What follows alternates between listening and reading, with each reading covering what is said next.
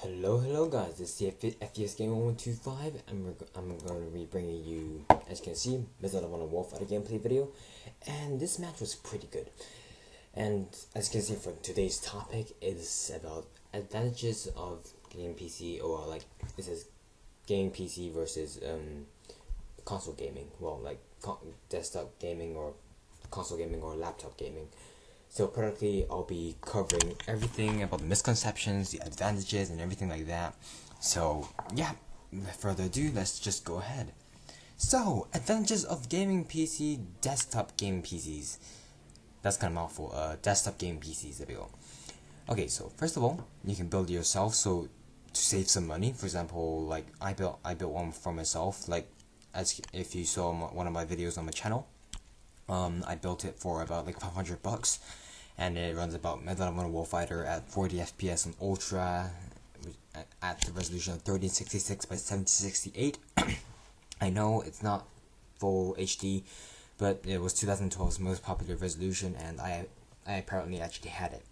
So yeah, practically you can actually save quite a lot of money by building it by yourself, and you can also choose your own components to see like what kind of hardware you want. So you don't want it to be like, if you're not a hardcore gamer, you can have like really low end specs, like the kind of budget you want, and things like that. And you can actually like satisfy with the amount of horsepower you want. Okay, so you can build it yourself, and it's not actually really hard. It's not rocket science like every single, well, not every single, but like most console fanboys say like you need lots of rocket science knowledge to build a gaming PC. Well, it's not. You just need like a little bit of knowledge on what's good and bad on hardware, and to build it, you just it's like Lego for adults. You just put them piece by piece together onto the motherboard, and that's about it. Yeah, and then you just turn on. Yay, hooray! Just install Windows. Yay, we gotta go. Yes. There's support for controllers. So particularly if you're not really used to the mouse and keyboard, which is better because they're more accurate in FPS. Because the reason being is that on the mouse you can actually choose the speed, and you can actually go beyond the speed of what you're limited. What I mean by this is that on the controller you got a joystick, you go to the left, and if you go to like the maximum left, like it just keeps on turning around constantly, of course, but that's the maximum speed. And practically on the other hand, on the mouse, you have your sensitivity sets to like 1 point, because you can just like move your mouse to what speed ever you like, which makes it actually even faster. So yeah, you can actually turn faster, and also you can actually put your crosshairs onto the target easier and much more accurately. So practically you won't be missing too many shots, and you won't be cornering too much or whatever like that. MMOs are meant to be played on PC. For example, I think Diablo 3 was available on PS3, I think, on consoles practically. And well, I think those kind of games are meant to be played on PC because you need lots of keys. There's like lots of hotkeys to like press and whatever. And yeah, practically it's a better overall experience on the PC because then you can have your commands all at your fingertips. And people sometimes say like the mouse and keyboard weren't meant to be gaming. Well, for interesting fact, they were. Consoles were invented after the PCs, of course, and the people found out a way to play games on the console with a controller to make it adapt to that kind of environment. So practically, PC games were for gaming first. Well, certain games were. And for example, if you look at Battlefield 3, it's meant to be played on PC. Well, that's another reason. Also like the mouse and keyboard wise, but also by the graphics wise, it was meant to be played on PC. And yeah, we'll get to that later on. So there are many free games on PC. For example, those like free to play games. I forgot one of the names, but whatever. And there's quite a lot of games, and also there's the upcoming new FPS shooter from Crytek, who made the same game for Crysis 1, 2, 3, Warface, which is running on the CryEngine 3, and it looks awesome, and it's completely free. So I'm actually looking forward to that game. And Steam sales. This is a major thing. You can buy games half the price or even less. Whilst on the console side, you have to pay for the full-fledged price unless it's a used game or, yeah. PCs have the capability to go beyond 1080p, so I think it's to 2560 by something resolution, but it's beyond full HD, and you can also go 4K if you want, if you have a really beefy graphics card. And PCs can actually come in various sizes, for example, like mini ATX cases or like big, giant, ginormous cases, whatever suits you. Like if you want it to be like a console size, you can go ahead with that. If you want it to be like, if you want to have the best airflow and the best cooling, you would go for a ginormous case if you want to. I don't know what's the best, but I have a MIDI tower case, and yes, and the community of the PC is actually better, because the majority of the players are 15, ages of 15 and up. Instead, on the console side, it's more popular on like younger children or young teens, for example, about like 13-year-olds or 9-year-olds, because there are games which are developed for the console which are really like childish. And also, well, of course on the PC side there is those kind of things, but I don't think kids are going to be building themselves like a gaming PC or know the knowledge of what kind of system requirements you need or whatever, so it's easier for them on console. And I'll go to the topic also later on. PCs have the capability to go 60 frames a second, so you can just like choose whatever graphics settings you want it to be. If you want like high settings, and if you have really good graphics card, you would probably be able to do like 60 frames a second on like ultra settings or whatever, what resolution you are at. And or otherwise you can go just like really low and like have the best frames per second, I guess best like fluidity gameplay if that you want. Okay, so what you call it? You have the ability to have 120Hz monitors and 144Hz monitors. This may not sound like a really major deal, but the thing is that like the consoles can't go over 60 frames a second. So practically you don't have the point of having 144Hz monitors or 120Hz monitors from the start. Instead on PC sides, you have the ability to go over 60 frames a second. So you do have the need to go 20Hz or 120Hz or 144Hz. And to be honest, it actually does make a big difference in gaming. It makes it more fluid. It makes it pretty good in my opinion. And okay, I'll be honest over here. So there are emulators for gaming PC, so you can play like console only titles, for example the Uncharted series or the Halo series, something like that. You can use like Xbox 360 emulators or PS3 emulators, but to be honest, most of them are like hidden with surveys. They're fake. I got one PS3 emulator, and it works fine with some games. With some games it doesn't. It's an okay thing. So yeah, to be honest, not all of the emulators work. And okay, so the not TV, but the gaming PCs have the ability to go.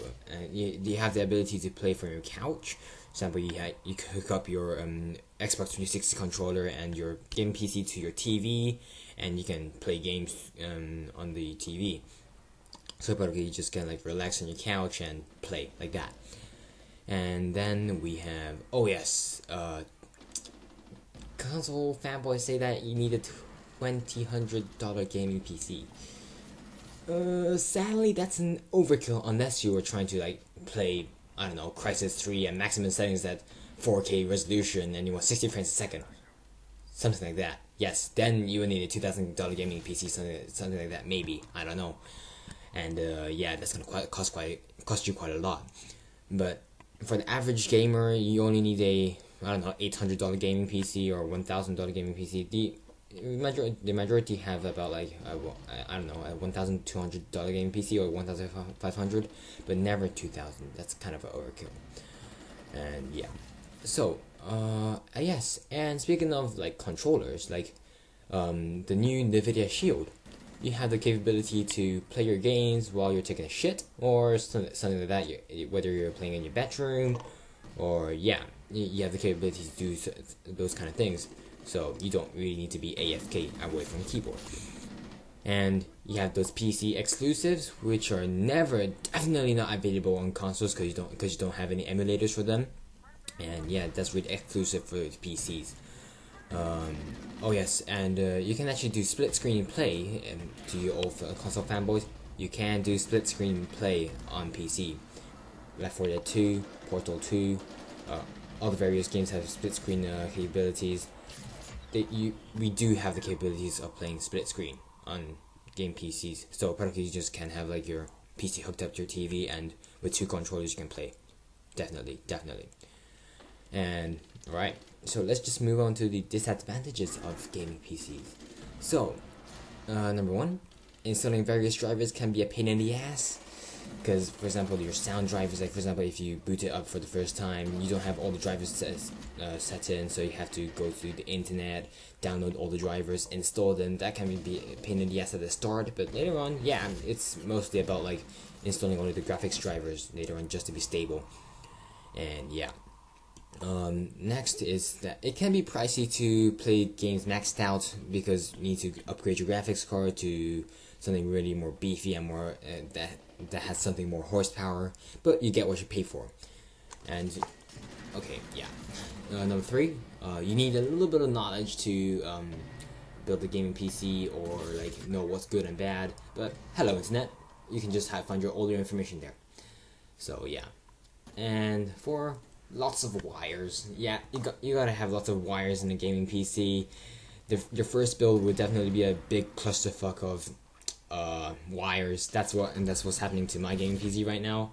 I'm planning to like get a new case and put them all behind the case and whatever. Yeah, trying to cover up all the wires and shit. But yeah, it can be a clusterfuck of cables. And some gaming PCs are power hog. It depends on what gaming PC you have, because if you have like a 1000 watt gaming PC or 1500 watt gaming PC, yes, those are power hogs. But if you have like a I don't know, 500 watt gaming PC or 600, that's the average, I think, or maybe 700, 800 are pretty much the averages for mid to high gaming PCs. Yeah, those kind of things are not too much of a power hog, but they still consume more power than consoles, which are I think 200 watts or something. Yeah. And yes, this is one of the major things that I do accept: the system requirements. If you can't meet your system requirements on your gaming PC, well, too bad. You won't be able to play at maximum settings or whatever. And yeah, you may lag a bit. You may run not really well, like below 60 frames a second or something like that. But if you have such low system requirements to play, why are you calling that from the start a game PC? I don't think that should be called a game PC from the start. So yeah, that's kind of my weird questioning. Alright, so that's about it for the disadvantages of gaming PCs, and so let's just move on to advantages of gaming laptops. So number 1, they're portable. You can play on your lap. So you can just like go to somebody else's house and just play them around, play like games and whatever. Yeah, it's really fun. So yeah, you can just play like, I don't know, Minecraft or some kind of LAN party game. So yeah, gaming laptops are pretty much like plug and play, just like consoles. You buy the laptop, you plug it in, you can play. So yeah, it's not a big deal. Unless you're planning to like install some fancy antiviruses or whatever. Yeah. And yeah, as I mentioned before, LAN party. You can play local multiplayer. It's not like you're limited to online multiplayer that you have to experience the lag on servers or whatever. No, you don't need to. You can just like hook up your computer to LAN, and you can just play local multiplayer without having anybody else bother you. And yeah, the advantages are pretty much the same, which I mentioned before for PC desktops, although you can't upgrade them like you would do on a gaming PC, like fully from the CPU to the hard drives, to the RAM, or whatever, because on gaming laptops you're pretty much limited to upgrading only the RAM, the hard drive, and yeah, that's about it. So yeah, you're pretty much limited, just like consoles. Only that you can actually upgrade some things. And yeah, so yeah, okay. The disadvantages of gaming laptops are, so as I said, pretty much limited with upgrade. Fans can get pretty loud. Well, that's both for desktop PCs and gaming laptops. But it depends on what kind of fan or what kind of gaming laptops you have. Because yeah, when you're on full load, perhaps you have it really quiet, or you have it water cooled or something like that. I don't know. But yeah, it depends on what fan or game PC you have. And yeah, battery life isn't that long. It's about 2 to 3 hours, or like about 4 or 5 hours. Not on full load. And if you put it on full load, it would be about 2 hours maximum, I probably think. So yeah, so you probably want your AC adapter with you at all times. Yeah. And the next thing is that it's expensive. Well, that's pretty much what you're gonna get. What you're gonna get, because they have to do the engineering work to make everything small for those gaming laptops, so you can like actually carry it around. And well, most gaming laptops are really bulky because of their cooling system. But for example, the Razer Blade 14-inch, that is thinner than a dime, and it's absolutely quiet. The heat, it's been dissipated very well, so it's not really overheating anything. And yeah, I pretty much like the Razer Blade 14-inch, if I be honest. And that's a really beauty machine, to be, in my opinion. And yeah, so let's go on. So, advantages of consoles. Plug and play. You buy your console, you plug into your TV, and you play. That's it. And yeah. Number 2, it's very easy to get used to the UI, to the controls. They all tell you like what button you have to press. Quick start user guides are always there. It's all pretty user friendly. They're very cheap for the PS3 and the Xbox 360. Well, for the current gen consoles, the next gen consoles are about the same price as a low end gaming PC. About $400 to $500. The $400 for for the PS4 and Xbox One is about I don't know $500, I think. I forgot, but whatever. And yeah, okay, so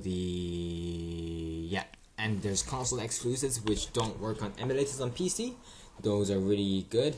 That's why I got my PS3 here. That's me tapping my PS3 because I do have a console and a PC. And you can do split screen with many friends. For example, four screen split screen. And yeah, that's pretty fun because you can actually kind of cheat and like look at other people's screens and whatever. Oh yes, and this is the major thing which you can never do on PC: ability of using used games. So practically, you just like pick up your CD, go to someone else's console, and just plug it in. Insert it in, and just can play instantly. Instead of the PC side, even if you take it to someone else's house, your product key is already being used. So yeah, product key, you gotta buy another product key to be able to play on the other person's gaming PC, and that means they have to pay another, I don't know, $40 or $50 or something like that. And yeah, that's the major thing that I actually really like about consoles: the ability of using used games. So yeah. Alright, let's go into the disadvantages of consoles. So, they're extremely outdated hardware, console fanboys. If you think your consoles can beat out the gaming PCs of today, think again. Because the hardware inside them are about like 5 or 6 years ago. The technology behind it is 5 or 6 years ago. The technology of today of gaming PCs is today, practically. Yeah. The latest hardware was released about like 1 week ago or something like that. Or otherwise like 2 or 3 months ago with Haswell CPUs. Yeah, those are the latest tech of today, and they're much better than the hardware of consoles. Which brings me down to the game visual settings have to be downgraded, or the player count has to be downgraded on the on the console side, and that's kind of a bad thing. Visual settings are being taken down, so like you don't really get the full-fledged, beautiful gaming experience on the console side. And for example, on Battlefield 3, your player count is being decreased from 64 to 24, I think, or maybe 32, I forgot. But yeah, that's a pretty much big difference, and you can't play 64-man player maps, which is really immersive on the PC side, but it's not really so immersive on the console side. And yeah, and please guys, don't look at YouTube graphics comparisons. Those are bullcrap. Practically those ones. Okay, the reason why they're not good is that, okay, so practically when you capture footage on, I know, your capture card or something, it's being compressed, and when you put it onto YouTube, it's compressed to like about 2 or 3 times more. So practically you don't really get the raw image of what you would actually expect to see on like first hand. So practically the visual settings, like, because for a surprising fact is that on the console side, if you compress the video, it actually looks better. It actually hides all the staircase effect of anti-aliasing or the texture details, because it's being crammed into like smaller size. And instead on the PC side, yeah, it's being crammed, so practically your visual settings have been decreased and whatever, and you don't, and practically just like brings them to the same level on YouTube. Like if you watch them in 1080p, like it looks the same because they're being compressed, and it's an advantage for the console side and it's a disadvantage for the PC side. So practically you just have the same kind of graphic quality. In reality, it isn't, because practically I've actually seen Battlefield 3 on PC firsthand, ultra settings. It was amazing. It was fluid, 60 frames per second, 1080p. It was amazing. And I only had Battlefield 3 on PS3. I started to play on that, and it was like, it made me almost throw up. So yeah, that's what made me go into the PC gaming. Probably, I don't know. Also for 30 frames per second, like that was horrible. Yeah, controllers are very inaccurate, as I said, and you have the auto aim assist, which is not really nice. It takes away all the skills from the console side, and if you think you're really good on consoles, well, thank the auto aim. Thank the game developers, practically. And okay, next up, okay, you're limited to 30 frames per second on certain games because the visuals are being optimized for, I don't know, PC or whatever like that, unless it's the console title, of course. And yeah, sometimes it goes on to like 15 frames per second if there's like explosions going on. If there's like more graphics demanding, yes, they go down to 15 frames per second, which is extremely unplayable. Makes me throw up. And some titles are limited to 720p and stretched to 1080p. So practically, if you fire up a game, sometimes you see like 720p in the corner, and actually it's stretched to 1080p. So even if it's the HDMI, like everybody says, like, oh, HDMI is really good, it's playing in 1080p. It's not. It's 720p stretched to 1080p, which makes it even worse. Consoles don't have the ability to go 1080p, which is really sad. So you can't experience the like wide aspect ratio, which you could on PC with like 3 monitors, like surround gaming, iInfinity or whatever on the AMD or Nvidia side, whatever. Yeah, I just said it both ways, so don't get angry, guys. Yeah, and there's a really bad community with the console side. So for example, like Xbox Lives or PSN. You've got little kids playing Call of Duty. You got like those squealers like, oh my god, you did the 360 no scope. Oh my god, you're cheating. Stop it. Yeah, that's why I don't really like the console community, which is what I have to go through all the time when I'm playing Battlefield 3 on PS3 today. Well, hopefully when BF4 comes out, yay, I don't need to play on the PS3 anymore. So, and then people, console fanboys say that you need to spend a lot of money on your upgrading of your graphic card, on your CPU and whatever. Yes, of course, you do need to spend a lot of money. But that's not much, there isn't much difference with the console side actually.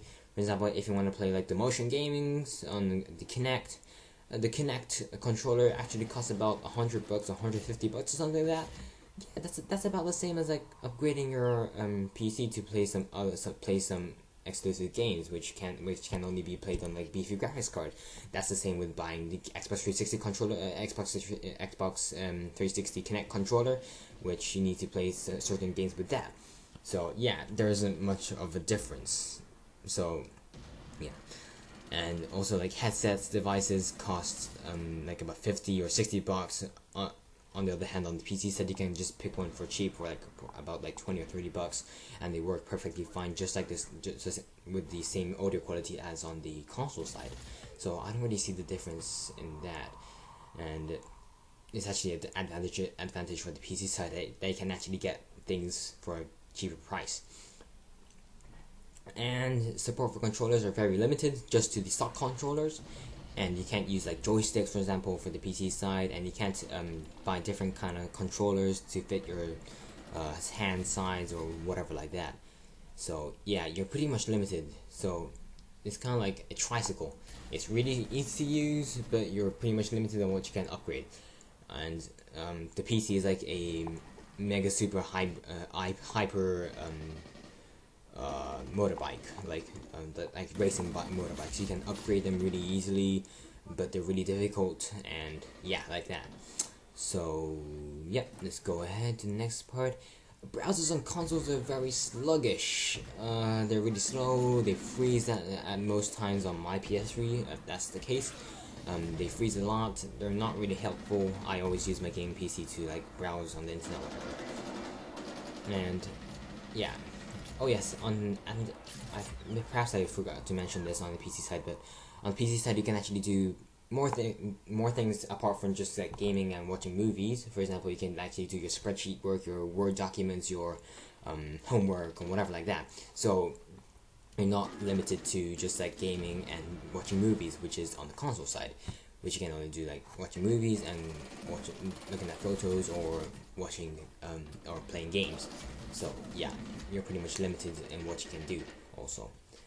And about split screen, this is kind of contradictory thing, like hypocritical thing to my side, to the PC side, and to the console side. Well, this is the thing that I hate about split screen. What is the enjoyment of playing small little tiny screens crammed into one TV? Well, yes, if you have a mega sized TV, yes, of course, if you play like four tiny split screen, yes, you can actually have a pretty good, decent field of view, what you're seeing. But yes, to buy that TV, you're gonna have to spend a lot of money, like $1,000 or even more, like $5,000 or something like that. That's kind of ridiculous. I mean, split screen is kind of a stupid idea in my opinion. So yeah. Well, guys, that was about it for my rant on console versus PC and versus gaming laptops and whatever. So I hope this wasn't too biased. Well, I was a little biased onto the PC side, but I managed to like gather up quite a lot of information because I was actually a console player at the start. So yeah. As you can see from my PS3, I also got a Wii. I got yeah, I got all sort of consoles. So yeah, I hope I wasn't too biased. So yeah, thank you guys for watching, and stay tuned for the next video. See ya.